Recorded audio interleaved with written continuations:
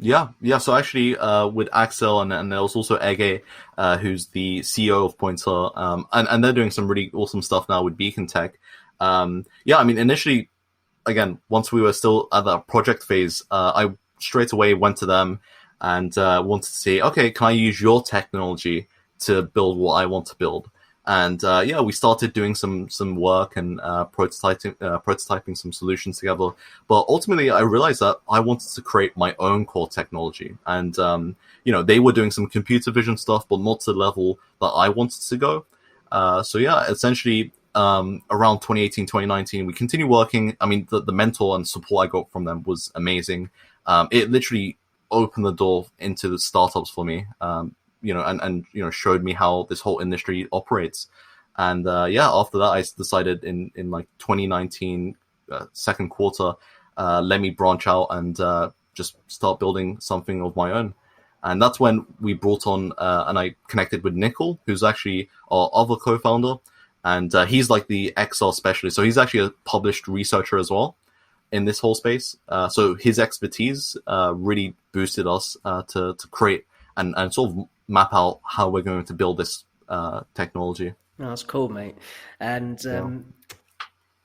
I was going to ask as well. So yeah, just branching off from that. Obviously, yeah, your Pointr really helped you out, and you were able to reach out to Axel. I'm pretty sure you sent him an email, and from what I read, he was very impressed by this 14-year-old setting up his own business and having this amazing vision. What would you say is what would you say from the point of view of someone who's been mentored to, I don't know, other under 18s or young entrepreneurs out there? Yeah. Do you think being mentored is incredibly important, or do you reckon there could be different approaches? Yeah, I mean, I think it's the single most important thing, any young founder or even any founder could just make as a first step to getting into a new industry or getting into that field. That one single email that I wrote, and again, like I wrote this email to a bunch of companies, and you usually find all their emails online. That single email that I wrote maybe in 20, 30 minutes, really did transform everything. I mean, if I didn't go through that phase of trying to reach out and ask for help and support early on, I would have made all the mistakes and gone through all of that process probably with an extra year or something. It would have really delayed everything. So that's why having that mentor support and going for them, so I could just say, oh, I've got this question, how do I do this? How do I sell this? How do I position my product in the market? How do I do that? I mean, all those kind of questions and that kind of support that these mentors provide is super valuable. And it's with entrepreneurs especially, it's a give back mentality. So I think people shouldn't be embarrassed or afraid of just reaching out to your favorite founder. I mean, on Twitter especially, like Twitter, LinkedIn, you could reach these guys super easily.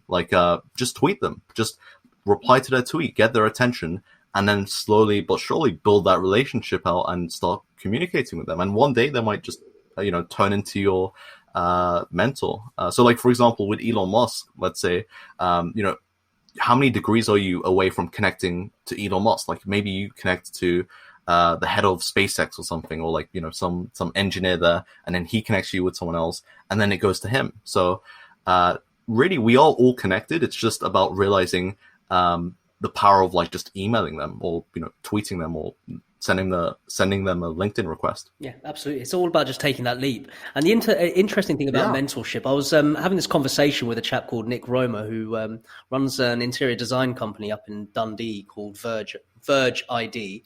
And his interesting approach to mentorship, or I suppose business coaching, was that you have to do it in stages as well.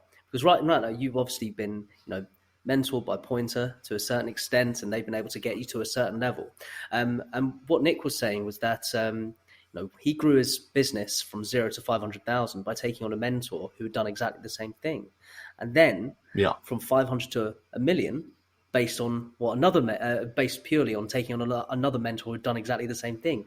And it keeps changing mentors based on what he wants to achieve. So that's a very, very powerful thing about mentoring, which I think a lot of people undervalue, and other people have. Yeah, I think, and how easy it is just to get started with, even forget what stage you're at. If you just, position yourself and say, oh yeah, I want to become a founder, and then just reach out to one of these guys and say, oh, I've got some questions, I've got some concerns.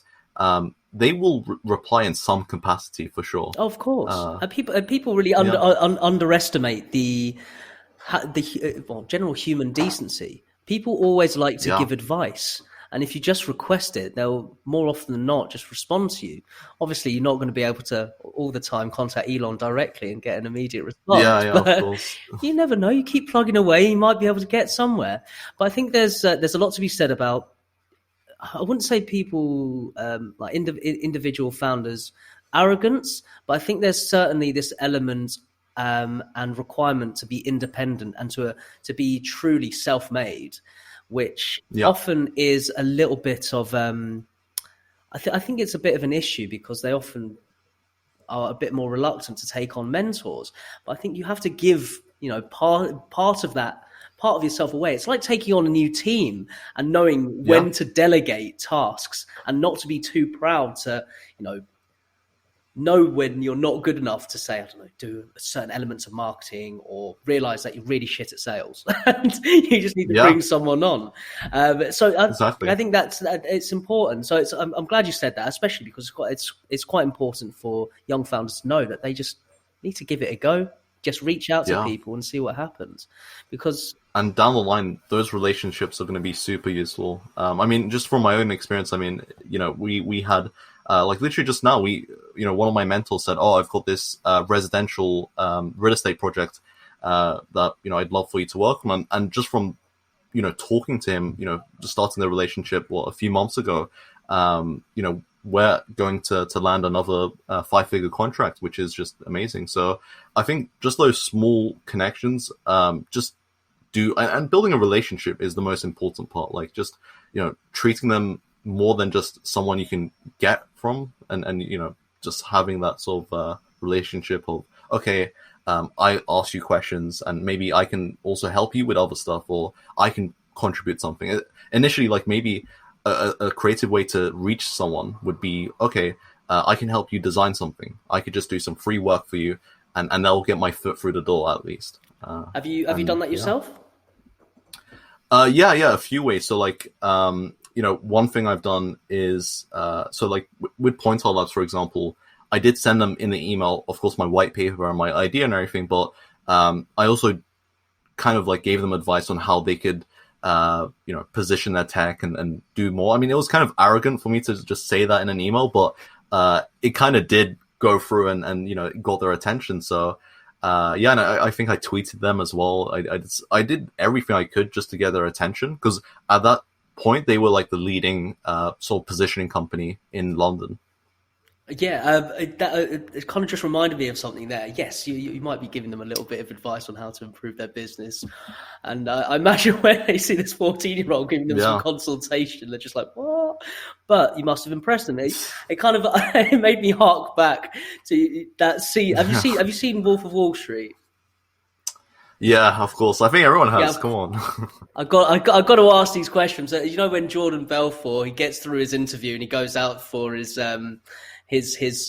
liquid lunch with Matthew McConaughey, and he asks Leonardo DiCaprio, right, did I hear you pitched a stock in your interview? And he was like, yeah, I did. It kind of just reminds me of that a little bit. It's just, you've got to have that arrogance about you and to demonstrate your value to people. Otherwise, they're not going to be able to take you seriously. Yeah, and it's like, no one's going to remember you if you're just the other guy, or you're like the 10 other guys in that same room.